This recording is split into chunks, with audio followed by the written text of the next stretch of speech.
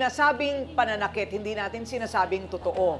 Pero kapag nasa trabaho kasi si Michelle, siya ang saksi sa pananakit daw sa anak ni Michelle. Baby, humarap ka na. Yan, hindi man pinautang, naniniraan ng puri.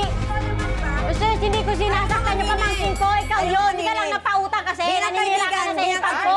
Kapal mo mo. sa anak dahil may apo rin ako. Ismusa kasi.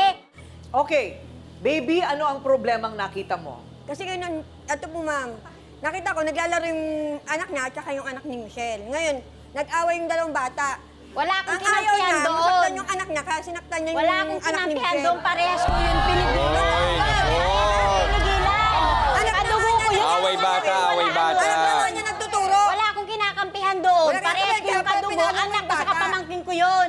So ang ginawa niya, pinalo niya Opo. yung anak niya. Opo. Wala, Ayun po. hindi ko yung pinapalo. Kasi ayaw niya pong masasaktan yung anak niya eh. Yung chismis, hindi lang doon sa pananakit, meron din yung issue ng pera. Binibigyan mo yung nanay mo, yung biyanan mong hilaw ng 100 kada Para araw. po sana sa bata yun. Okay. So ano pa yung hinihingi na sinasabi na ayaw mong ibigay na natatawag kang madamot? Yung yung asawa ko po kasi may trabaho. Pag sumasahod siya every Saturday po, sahod niya yan. Hihingi po siya ng kesyo pambili daw niya na sakit sa puso niya, sa high blood niya, kung ano may sakit sa kanya, may masakit yung ganyan niya, ewan. Tapos, pagka aabutan siya ng kung magkano lang naman po maabot ng asawa ko, dahil construction lang naman po ang trabaho. Dagdagan mo naman to, Noel, ano naman to? Hoy, hindi ganun. Nagiging obligasyon ng anak. Ganun naman. Tapos sasabihin, Hindi ganun pamahit ko lang ito. kumain ng kuryente. Nga puputulan na nga kami. Uy, kapal naman ang mukha mo. Naku, Hindi totoo ganun naman. nanay ko. May Hindi sarili ganun. ano yung nanay Siyempre, ko, nanay, no? may pagtatanggol mo. Susto, grabe na Kaya yung naman ano nanay mo ko eh. eh. Pagtatanggol na nanay kahit mali eh. So, pagka hindi nabibigyan ng asawa mo yung nanay niya, anong nangyayari? Ayun, madamot na po kami. Ayun, tumatanggi yung asawa mo. Hindi po tumatanggi. Ako Hindi po yung tumatanggi kasi tumanggi. ikaw ay naarangan mo. Okay. Mukha mo kasi sabihin mo. Kasi gusto mo lang Tapos na sabi sa'yo. ko, isang beses ko lang naman po yung talagang hindi pinagbigyan. Sabi ko, Di mo man namang bigyan. Huwag mo Kanino muna bigyan kasi hihingi yan? mapuputulan na rin tayo ng kuryente. Ang sahod lang Hindi naman naman ang asawa. pala. 3,000 lang naman, ma'am. Eh, mapuputulan na rin po kami ng kuryente. Tapos yung nanay niya nanghingi ng 500 pesos. Eh, naka-budget na po. Eh, sahod ko lang naman, ma'am, 8,000. 4,000 kada isang Sauran. beses sa isang linggo. Ay, 2 beses sa isang linggo, 4,000 lang ang sahod ko, kinsinas katapusan. Tapos, ang nagiging budget namin araw-araw, yung nagiging sahod po ng asawa ko weekly. So, binabudget. Ang hirap po kaya mag-budget, Mahirap ang ma'am. budget ng mga Mahirap. talaga. Kuryente, tubig. Mahirap pala mag-budget. Gatas, Paano na lang ako nag-aaral ng anak Tapos mo? nangihingi pa tong... Uy, sus! Di ako nanghihingi. Nanay ko yun. Dapat Obligasyon sinabi dapat mo, yung pahingi kapatid na ko. rin kami ng ano. Obligasyon ng kapatid ko yan. Tatayo ako ulit. Tatayo ako ulit. Okay, mauubos ang oras natin, ang kakarampa ko dahil. Oo, di ba? Okay, alam mo, nakikita ko dito talaga, kukunin mo na yung anak mo sa kanila eh. Gano'n na nga, ma'am. Okay, so Hindi na ano ngayon, nga. ito ang tanong, ano ngayon ang mga option mo? Okay, sabihin na natin kukunin mo na kasi ang daming komplikasyon. Una, ayaw nila pero tinatanggap kasi siguro gusto magmalasakit at nahihingan kayo ng pera. Pag kumuha ka ng yaya, magbabayad ka din eh. At hindi talaga sasapat yung 100 sa isang araw. Ayun. So, maganda talaga, kunin mo na lang. Pero, may kinakausap tayo kanina, di ba, sa DSWD, yung batang 3 to 5 years old, mayroong probisyon ang local government sa pamamagitan ng DSWD na iiwan mo doon ang anak mo. O, hindi natin alam yon, di ba? O, may mga ibang barangay na meron din pinag-iiwanan ng mga bata pero hindi lahat. Okay, pero ang local government, meron yan dapat Early Child Development Center. Kasi hindi lahat talaga ng mga magkakamag-anak nagkakasundo sa paraan ng pag-aalaga ng bata. Teka ha, hindi lang si Michelle ang may kakampi.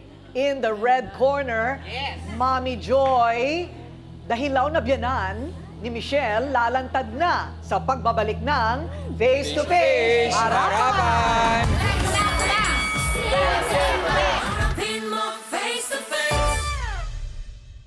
Puti, puti, puti. Puti, puti, puti. Puti, puti, puti. Kung may bida, may kontrabida. At siya raw ang isa pang kontrabida sa buhay ni Michelle. ang hilaw na biyanan. Joy, humarap ka na! Okay. Ba't ako lang ba? Okay. Dahil sa'yo, pati Totoo naman nag-away. Totoo naman, di ba? Ikaw kasi reyna ng chismosa sa Talaga? yagit. Talaga? Ha? Kaya maandala ka hindi ba ano magano? Okay, so, ano po ang problema po natin? Ano Sila ho may natin, problema. Mami?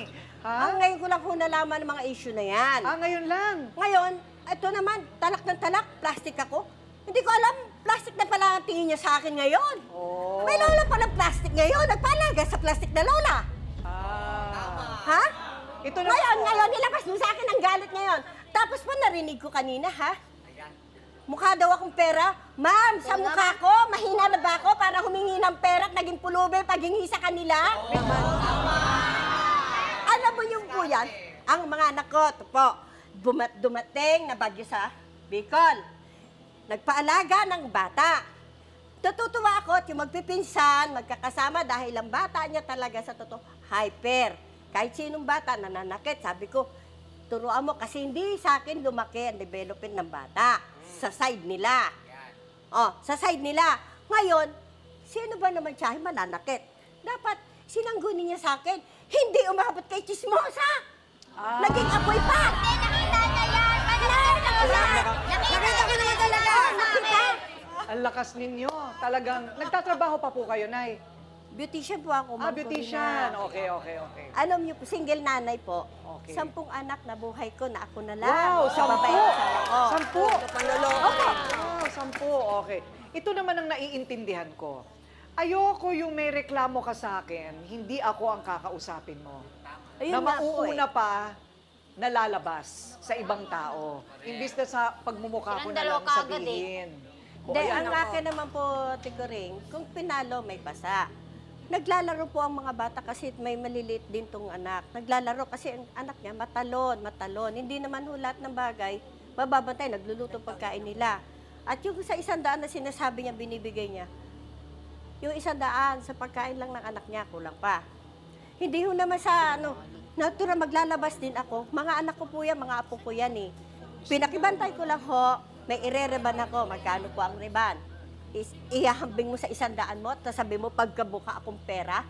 10 anak na buhay ko, mukha pa akong pera po mo, no? Sa pagmumukha ko, mukhang pera pa po. Kaya pala nangingi kayo ng 500, di lang kayo nabigyan, madamot na ako. Ay, Hindi sino mo nagsabi sa'yo maintindihan. madamot? Di ka marunong Wala. umintindi. Anak ko ho, ang hinihingan ko, hindi siya. Paano sasabi niya ako nagdamot? Okay, tamo Di kaya sa bunganga niya nagsasabi, sa bunganga mo, nagmula na madamot ka. O di kaya nga. Ikaw ang nagsabi sa akin noon, ikaw ang nagsabi